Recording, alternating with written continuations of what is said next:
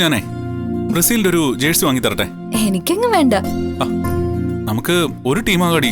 ഞാൻ ബ്രസീലിന്റെ ഫാനൊക്കെയാണ്. അച്ഛനും അങ്ങനെ തന്നെയാ. അച്ഛൻ രാത്രി കുത്തിയിരുന്ന് കളി കാണാറുണ്ട്. കണ്ടോ, നമ്മളൊക്കെ ഒരേ ടീമാ. അങ്ങനെയുള്ളപ്പോ നമ്മളല്ലേ ഒന്നിക്കേണ്ടത്. അതിനു പകരം നാളെ എന്നെ തളയ്ക്കാനുള്ള പുറപ്പാടാ. അതെനിക്ക് സഹിക്കാൻ പറ്റില്ല നന്ദു. ഇനിയിപ്പോ ഒന്നും ചെയ്യാൻ പറ്റില്ല നീ. ഞാൻ നിന്നോട് പറഞ്ഞല്ലോ, എനിക്ക് ഓർമ്മ വെച്ചത് പിന്നെ ഞാൻ ഏറ്റവും കൂടുതൽ കള്ളം പറഞ്ഞത് നീയുമായിട്ട് അടുപ്പായ ശേഷമാ. എന്റെ കാര്യം അങ്ങനെ തന്നെയാ. ഞാൻ കള്ളം പറയത്തില്ലെന്ന് വീട്ടിലെല്ലാവർക്കും അറിയാം. പക്ഷേ മുത്തശ്ശനോടും മുത്തശ്ശിയോടും ഏട്ടനോടും ഏട്ടത്തിയോടും ഒക്കെ ഞാനിപ്പോ ഒരുപാട് കള്ളങ്ങൾ പറയുന്നുണ്ട്. അല്ലാതെ വരെ മാർഗമില്ലല്ലോ. പക്ഷേ നാളെ നീ നിന്റെ നിശ്ചയം കഴിഞ്ഞ് അവന്തികയായിട്ട് ഒന്നിച്ചു കഴിഞ്ഞാ പിന്നെ നമുക്ക് കള്ളൊന്നും പറയേണ്ടി വരില്ല. ആ, അത് ശരിയാ. അപ്പൊ ഞാൻ കള്ളം പറയാതിരിക്കാൻ വേണ്ടിട്ട് ഇഷ്ടമില്ലാത്തൊരു പെണ്ണിനെ കെട്ടണോ അല്ലേ? നമ്മുടെ വിവാഹം നടക്കാൻ വേണ്ടിട്ട് കല്ല് വെച്ച് നുണകൾ പറയാനും ഞാൻ തയ്യാറാ. എന്ത് നേര് പറഞ്ഞാലും നുണ പറഞ്ഞാലും അത് നടക്കുമെന്ന് എനിക്ക് തോന്നുന്നില്ല. നടക്കുന്നില്ലെങ്കിൽ വേണ്ടടി. നമുക്ക് രണ്ടാൾക്കും മനസ്സിലൊരു ഇഷ്ടമുണ്ടല്ലോ. അപ്പോ നമുക്കിപ്പോ പോകുന്ന പോലെ അങ്ങ് പോവാലോ. അതിനിടയ്ക്ക് അവന്തികയാണ് തടസ്സമായിട്ട് നിൽക്കുന്നത്. എനിക്ക് ഈ കല്യാണത്തിലൊന്നും വലിയ താല്പര്യമില്ലായിരുന്നു നിന്നെ പരിചയപ്പെടുന്നവരെ. എന്റെ കാര്യം അങ്ങനെ തന്നെ. നമുക്ക് ഒന്നിക്കാൻ പറ്റിയില്ലെങ്കിൽ കല്യാണമേ വേണ്ടാന്ന് ചിന്തിക്കുന്ന ആളാ ഞാൻ. ഞാനും അങ്ങനെ തന്നെയാ. നിന്നെ നഷ്ടപ്പെട്ട് കഴിഞ്ഞാ പിന്നെ മറ്റൊരു ബന്ധത്തെപ്പറ്റി ഞാൻ ഒരിക്കലും ആലോചിക്കില്ല. എടീ, ഈ നിശ്ചയം മുടക്കാൻ നീ എന്തെങ്കിലും ഒരു ഐഡിയ പറഞ്ഞതാ. ആ CI നിന്നെ കെട്ടാൻ വന്നപ്പോ ഞാൻ ഒരുപാട് കഷ്ടപ്പെട്ട് അയാൾക്കെതിരെ തെളിവുകൾ ശേഖരിച്ചിട്ടാ ആ ചടങ്ങ് കൊളവാക്കിയത്. അയാളൊരു ഫ്രോഡായിരുന്നു. പക്ഷേ ഇവിടെ അവന്തികയുടെ കാര്യം അങ്ങനെ അല്ലല്ലോ. ആ, എന്റെ കണ്ണില് അവളും ഫ്രോഡാ.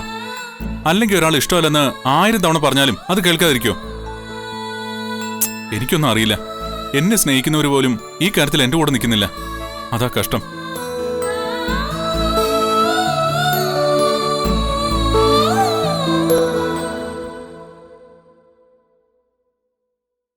നിന്റെ വാശി കളയാതെ നീ പറയുന്നൊന്നും നടക്കാൻ പോകുന്നില്ല.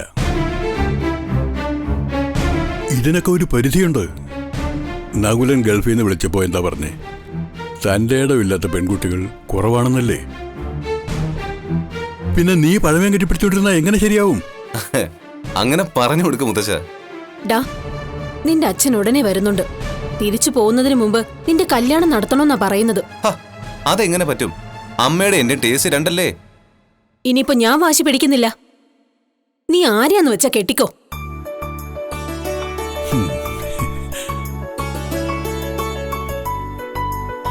പച്ചക്കൊടി കാണിച്ചു കഴിഞ്ഞില്ലേ? ഇനിയിപ്പോ എന്താ ഒരു കുഴപ്പം? നിനക്കേതോ വനിതായസ ഇഷ്ടമാണെന്ന് പറഞ്ഞല്ലോ. ഏതാ അവള്? നിന്റെ അമ്മ നിനക്ക് ഇഷ്ടമുള്ള പെൺകുട്ടിയെ കല്യാണം കഴിച്ചോളാൻ പറഞ്ഞു കഴിഞ്ഞല്ലോ. പിന്നെ ആ പെൺകുട്ടി ആരാണെന്ന് ഞങ്ങളോട് പറഞ്ഞൂടെ? അങ്ങനെയെങ്കിൽ നാളെ തന്നെ ആ കുട്ടിയുടെ വീട്ടിലേക്ക് ആലോചനയായിട്ട് പോവാം. സത്യം പറഞ്ഞ ആ പെൺകുട്ടി എന്റെ ഫ്രണ്ടാണ്. അതിനപ്പുറം അവളോട് കല്യാണത്തെ പറ്റി ഒന്നും സംസാരിച്ചിട്ടില്ല. എന്നാ പെട്ടെന്ന് സംസാരിക്കടാ. എന്നിട്ട് ആരാന്ന് വെച്ചാ പറ.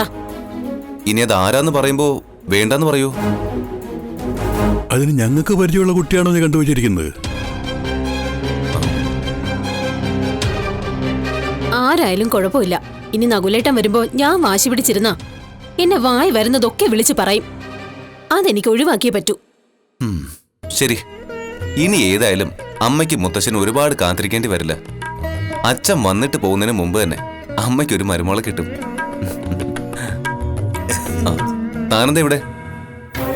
സാറിനെ ഒന്ന് കാണാൻ വന്നതാ. സാർ ഒന്ന് പുറത്തോട്ട് വരാവോ? ഇയാളെന്തിനാ ഇങ്ങോട്ട് വന്നത്? മൂർത്തിയെയും കുടുംബത്തെയും നാണം കെടുത്താൻ നോക്കിയവനാണ് ഇവനും എന്റെ മോളും. ഞാൻ നിന്നോട് പറഞ്ഞിട്ടില്ലേ ഇത്തരക്കാരെയൊന്നും വീട്ടിൽ കയറ്റരുതെന്ന്? എന്തൊക്കെ പറയാനുള്ളതെന്ന് കേൾക്കട്ടെ. താമ്പ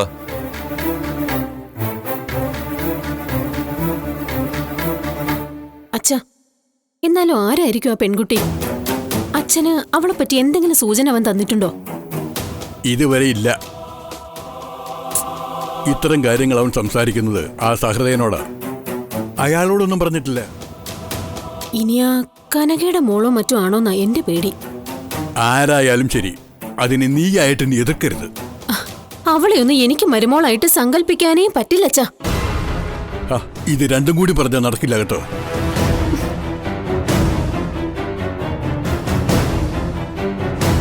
എന്താടോ?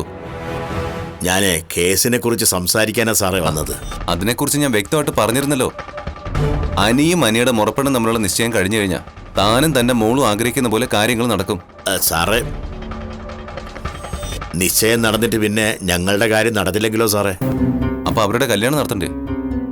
സാറേ, ഞാൻ ഇതേ പറ്റിയൊക്കെ സംസാരിക്കാനാണ് വന്നതെങ്കിലും അകത്തോട്ട് വന്നപ്പോൾ ചില കാര്യങ്ങളൊക്കെ കേട്ടായിരുന്നു.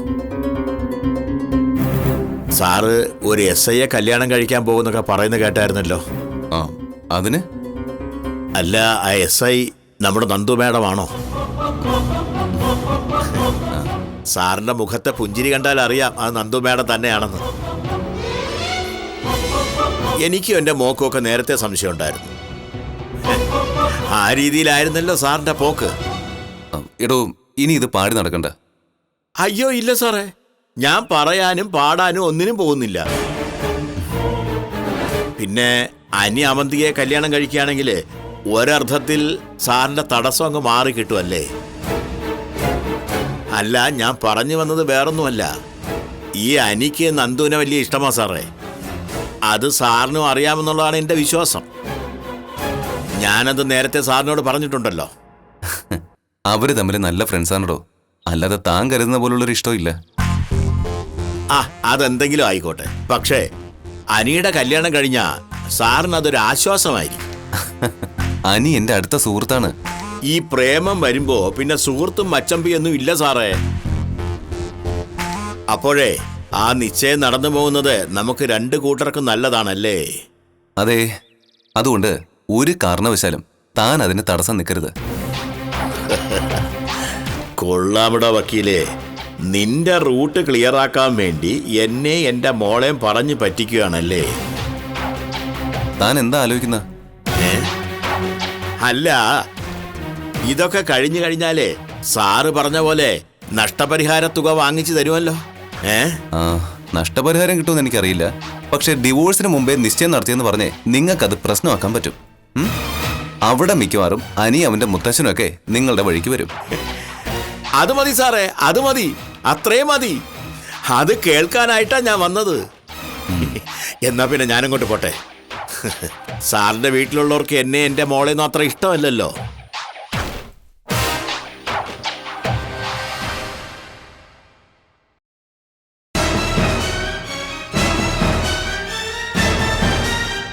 എടോ വക്കീലേ, നിന്നെ വിറ്റ പൈസ എൻ്റെ കയ്യിലുണ്ടടോ.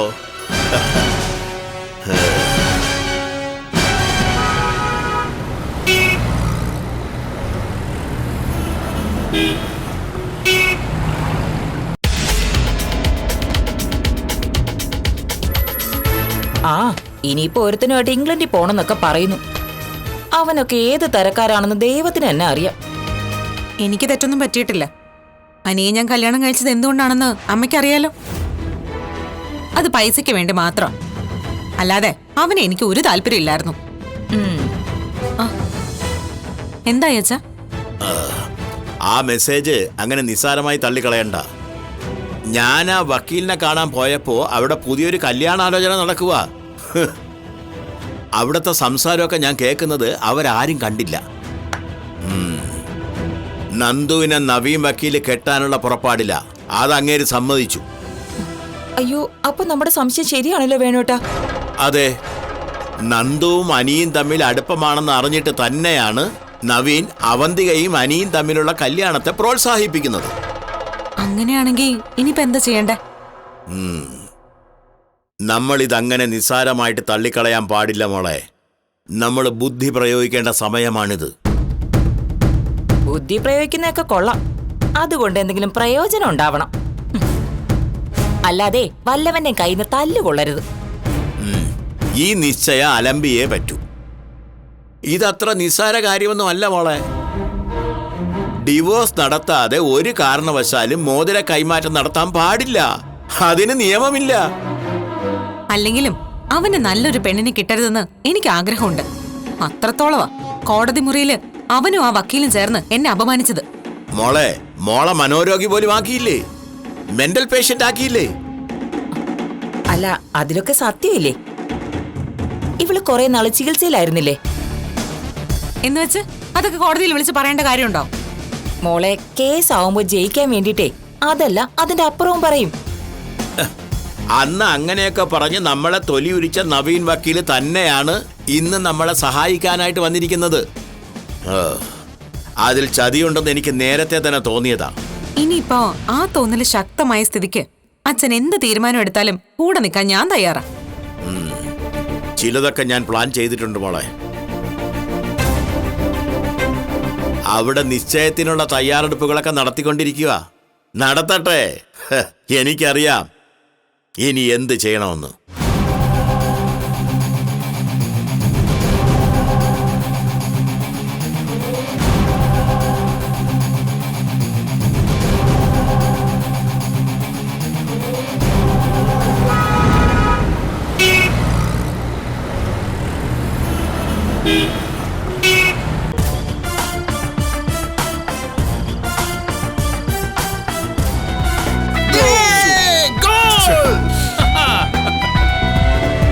സൂപ്പർ താരം എന്ന് പറഞ്ഞാൽ മെസ്സി തന്നെയാ. റൊണാൾഡോ അടിച്ചു തറക്കുന്നൊക്കെ പറഞ്ഞിട്ട് ചെറിയ രാജ്യമായിട്ട് 1-1 സമനിലയായിരുന്നു. റൊണാൾഡോ ഒക്കെ പറച്ചിലേ ഉള്ളൂ. ഇന്നലത്തെ കളി തന്നെ അവന്റെ നിഴല് മാത്രമേ കണ്ടുള്ളൂ. അല്ലെങ്കിലും മെസ്സിയുടെ കളി കാണുന്നതിന് ഒരു പ്രത്യേക ചന്തം അല്ലേ മുത്തശ്ശ? അത് തന്നെ. ഇപ്പൊ തന്നെ 2 ഗോള് കഴിഞ്ഞു. എങ്ങനെയെങ്കിലും ഹാട്രിക് അടിച്ചാൽ മതിയായിരുന്നു. എന്തൊക്കെ പറഞ്ഞാലും ബ്രസീലും അർജന്റീനയും തമ്മിലായിരിക്കും ഫൈനല്. കാത്തിരുന്നാ മതി. ഇത്തവണത്തെ കപ്പ് ഞങ്ങൾ ഫ്രാൻസ് കൊണ്ടുപോകും.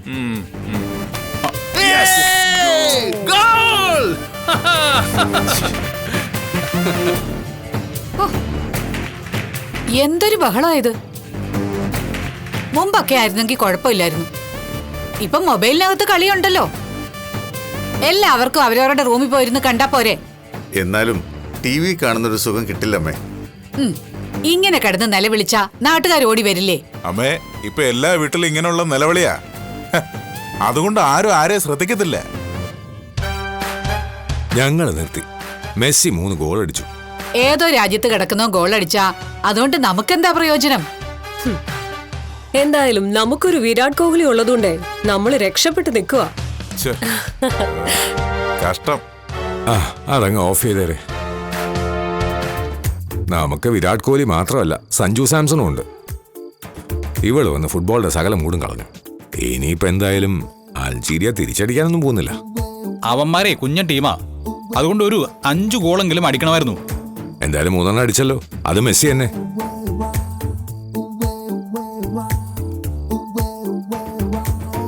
നീ എന്താടാ മോനെ വിഷമിച്ചിരിക്കുന്നേ?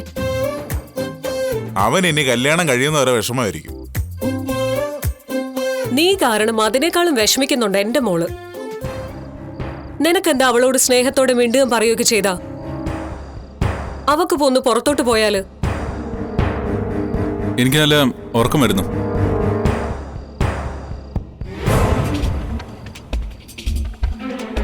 അവൻ നിശ്ചയത്തിന് മുമ്പ് എന്തെങ്കിലും പ്രശ്നം ഉണ്ടാക്കുമെന്നാ എനിക്ക് തോന്നുന്നത്. ഞാനിവിടെ ഉള്ളപ്പോ അങ്ങനെ ഒരു പ്രശ്നം ഉണ്ടാക്കത്തില്ല. എന്നാ പിന്നെ എല്ലാരും വന്ന് കിടക്കാൻ നോക്ക്. 10-75 വയസ്സ് കഴിഞ്ഞു. അത്യാവശ്യം ആരോഗ്യ പ്രശ്നങ്ങളും ഉണ്ട്. എന്നാലും കുട്ടിക്കളിയായിട്ട് അങ്ങ് നടക്കുക.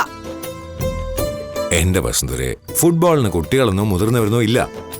മനുഷ്യന്റെ സമയം കൊല്ലുന്നത് ക്രിക്കറ്റാ.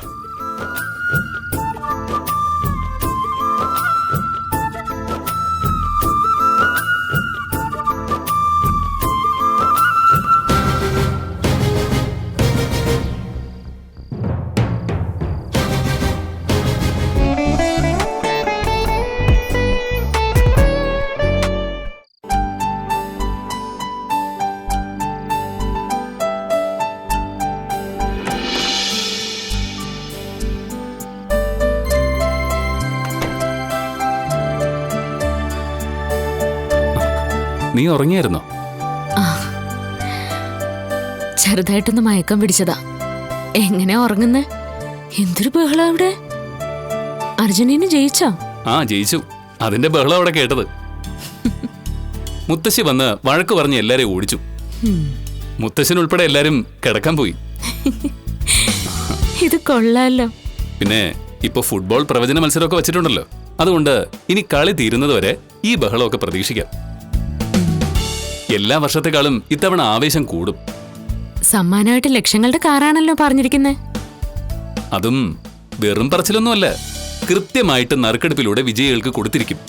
അതുപോലെ തന്നെ ജുവലറിയുമായി ബന്ധപ്പെട്ടവരെയോ അവരുടെ ബന്ധുക്കളെയോ ഒന്നും മത്സരത്തിൽ പങ്കെടുപ്പിക്കാനും പോകുന്നില്ല. നമ്മുടെ ജ്വല്ലറിയിൽ നിന്ന് സ്വർണം പർച്ചേസ് ചെയ്തവർക്ക് തന്നെ അതിന് ഗുണം കിട്ടണം. പ്രൈസ് വിതരണം ചെയ്യുന്നത് വലിയ ഇവന്റ് ആക്കാനൊക്കെ തീരുമാനം എടുത്തിട്ടുണ്ട്. ഏതെങ്കിലും സെലിബ്രിറ്റീസ് വരുന്നുണ്ടോ? ആ, അതേപ്പറ്റി ഒന്നും തീരുമാനിച്ചിട്ടില്ല. ഇനി എല്ലാവരുമായിട്ടൊന്ന് ചർച്ച ചെയ്യണം. എന്നിട്ടേ പൊതുവായിട്ടൊരു അഭിപ്രായത്തിലെത്തൂ. നീ കിടന്നോ? ഇനിയിപ്പോ ഉറക്കൊന്നും വരില്ല കുറച്ച് സമയത്തേക്ക്. തിരികെ വന്നതിന് ശേഷം മൊത്തത്തിൽ പഴയതിനേക്കാളും ആത്മവിശ്വാസവും സന്തോഷമൊക്കെ കൂടിയല്ലേ?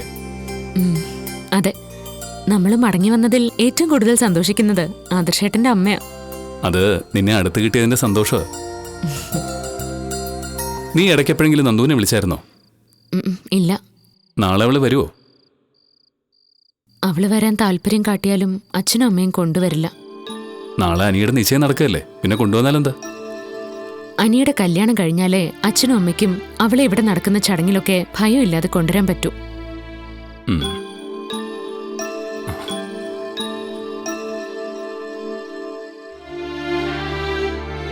ആ, വീണ്ടും ഫുട്ബോൾ കാണാണോ? അതെ, ഈ ഗോൾ അടിച്ചത് നേരെ കാണാൻ പറ്റിയില്ല.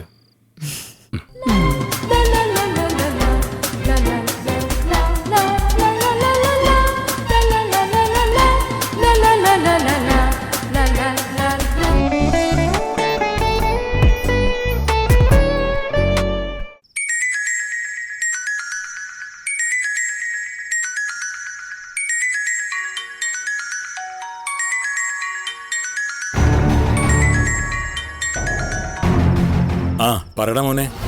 എല്ലാവരുടെയും കണ്ണു തെറ്റിയപ്പോൾ ഞാൻ അച്ഛനൊന്ന് വിളിച്ചതാ. അവിടെ ഇപ്പോൾ എല്ലാവരും ഫുട്ബോളിന്റെ പുറകെ ആയിരിക്കുമല്ലേ? ആ, അത് അച്ഛൻ അറിയാലോ. വേൾഡ് കപ്പ് ആയി കഴിഞ്ഞാൽ പിന്നെ ഇവിടെ ഒരു ബഹളമാ. ഞാൻ പിന്നെ വിളിക്കാം.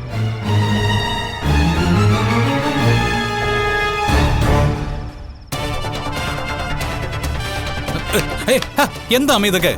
നീ ആരെയാ വിളിച്ചത്? അല്ല, അത് പിന്നെ ഞാനൊരു എന്റെ ഫ്രണ്ടിനെ വിളിച്ചോണ്ടിരിക്കുകയായിരുന്നു അമ്മേ. ആരാടാ ഫ്രണ്ട്? അത് അമ്മ അറിയുന്ന ആളല്ല. എന്നാലേ ഞാൻ അവനെ ഒന്ന് പരിചയപ്പെടുത്താം. അമ്മ ഇങ്ങോട്ട് തന്നെ. എന്താ അമ്മ ഇത്? ഇങ്ങോട്ട് തരാം. മാറിയേക്ക അങ്ങോട്ട്, ഇല്ലെങ്കിൽ കൊന്നളയും ഞാൻ.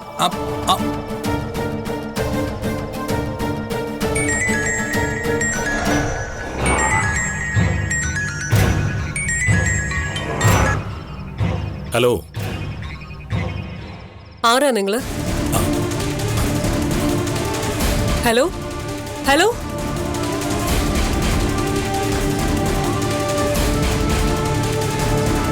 എന്റെ ശബ്ദം കേട്ടിട്ട് കട്ട് ചെയ്തല്ലോടാ. അത് അയാളല്ലേ? അയാളുടെ ശബ്ദം പോലെയാണല്ലോ എനിക്ക് തോന്നിയത്, ആ നാഗേന്ദ്രന്റെ. അയ്യോ അല്ല അമ്മേ, ഞാൻ ആ ഡേവിഡ് സാറിനോട് സംസാരിച്ചുകൊണ്ടിരുന്നത്. പിന്നെ ഡേവിഡ് സാറിനെ അയാൾ MD ആക്കി വെച്ചിരിക്കുന്നതുകൊണ്ട് ഡേവിഡ് സാറിനെ അമ്മയ്ക്ക് ഇഷ്ടമല്ലല്ലോ. ഞാൻ അതുകൊണ്ട് അയാളുടെ പേര് പറയാതിരുന്നത്. അഭി, നിന്നെ ഞാൻ അറിഞ്ഞതുപോലെ ആരും അറിഞ്ഞിട്ടില്ല. അതുകൊണ്ട് എന്റെ അടുത്ത് നിന്റെ വേലയൊന്നും എടുക്കരുത്. അമ്മ എന്താ അമ്മ ഇങ്ങനെ? ഏതൊരു എന്തിനാ അച്ഛന്റെ പേരും പറഞ്ഞ് ഞങ്ങൾ ഇങ്ങനെ ടോർച്ചർ ചെയ്യുന്നേ? അച്ഛനോ? ഏതച്ഛനാടാ നിനക്ക്? നിനക്ക് ഓർമ്മയാകുന്നതിന് മുമ്പ് നിങ്ങളെ ഉപേക്ഷിച്ച് പോയവനാ. എന്നിട്ട് അച്ഛനാണത്രേ അച്ഛൻ. നിനക്ക് പണവും പദവിയും കിട്ടിക്കഴിഞ്ഞാ ആരും ഒന്ന് ബന്ധുവാവുമല്ലോ. ഞാൻ പറഞ്ഞില്ല അമ്മേ, ഇന്നേ വരെ ഞാൻ അങ്ങനെ കണ്ടിട്ടില്ലെന്ന്. ഈ പറച്ചിലേ ഞാൻ 100% വിശ്വസിക്കത്തില്ല. അവന്തിക കണ്ടിട്ടില്ലെന്ന് പറഞ്ഞാ അത് ശരിയാണ്. അവൾ ഒരിക്കലും കള്ളം പറയത്തില്ല. പക്ഷേ അതുപോലെ അല്ല നീ. നീയും നവ്യൊക്കെ അവിടെ കയറി പറ്റിയത് അയാളുടെ കൃപ കൊണ്ടാണെന്ന് എനിക്ക് നന്നായിട്ട് അറിയാം. അമ്മേ, അയാൾ ചിലപ്പോൾ ഞങ്ങളെ പിന്നിൽ നിന്ന് സഹായിച്ചിട്ടുണ്ടാവും. അല്ലാതെ അയാൾ ഞങ്ങളുടെ മുന്നിലേക്കൊന്നും വന്നിട്ടില്ല. എടാ പിന്നെ എങ്ങനെയാടാ വലിയ വലിയ ഡീലുകൾ നടന്നപ്പോ അതിലൊക്കെ നീ പങ്കെടുത്തത്? ഒരു സാധാ മാനേജറായി നീ അവിടെ എങ്ങും പോകേണ്ട കാര്യമില്ലല്ലോ. അത് ഡേവിഡ് സാർ പറഞ്ഞിട്ടാ. ഡേവിഡ് അല്ല, അതൊക്കെ നാഗേന്ദ്രന്റെ തീരുമാനങ്ങളാണ്. ചിലപ്പോ ആയിരിക്കും.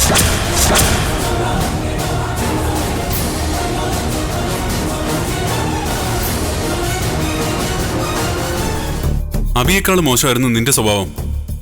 അവിടുന്ന് നിന്നെ നല്ലവളായി കെട്ടിയിറക്കിയത് നിന്റെ ബുദ്ധിയാണോ അതോ മറ്റുള്ളവരുടെ ബുദ്ധിയാണോ എന്ന് എനിക്ക് സംശയമുണ്ട്. ആ എന്തായാലും എത്രയും പെട്ടെന്ന് എന്റെ നന്ദൂട്ടനെ പറ്റിയൊരു പയ്യനെ കണ്ടുപിടിക്കണം. അതാണ് ഇനി പ്രധാന തലവേദന.